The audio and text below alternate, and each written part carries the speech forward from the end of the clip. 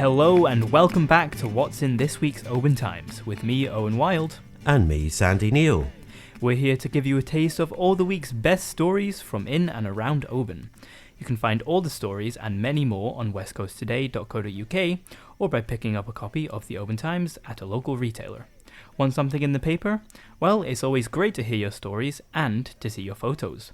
You can contact us by emailing editor@obantimes.co.uk or by calling 01631 568000. So, what have you got for us this week, Sandy? Thank you very much, Owen. Well, will Oban's Phoenix Cinema have a happy ending?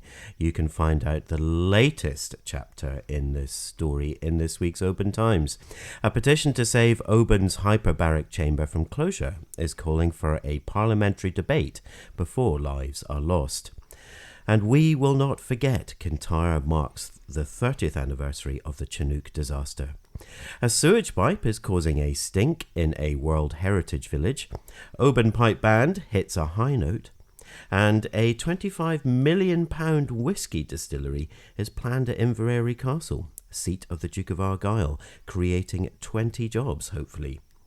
Over in the Lochaber Times, deadly asbestos has been dumped 50 yards from two primary schools in Fort William, says a local mum, as she fights to get the hazard removed and keep the children safe.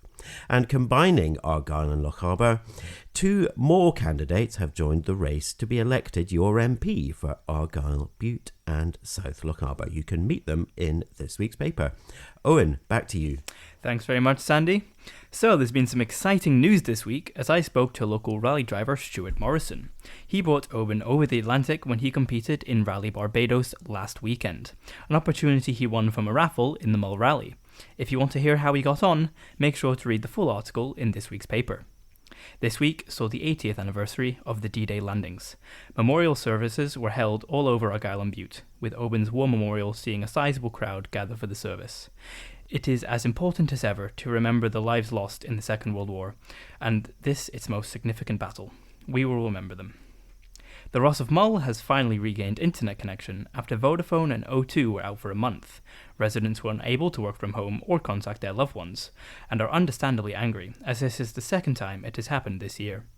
Mull's iconic Durrett Castle has seen restoration work on its west wall finally completed, making for better viewing from the ferry, and the Glenforsa Airfield recently hosted its famous annual fly-in. Find out more in the paper or on West Coast Today. So that's everything we have for this week. Thanks for listening, and until next time, it's goodbye from me, Owen Wild. And goodbye from me, Sandy Neal. Bye. Bye. Hey, hey.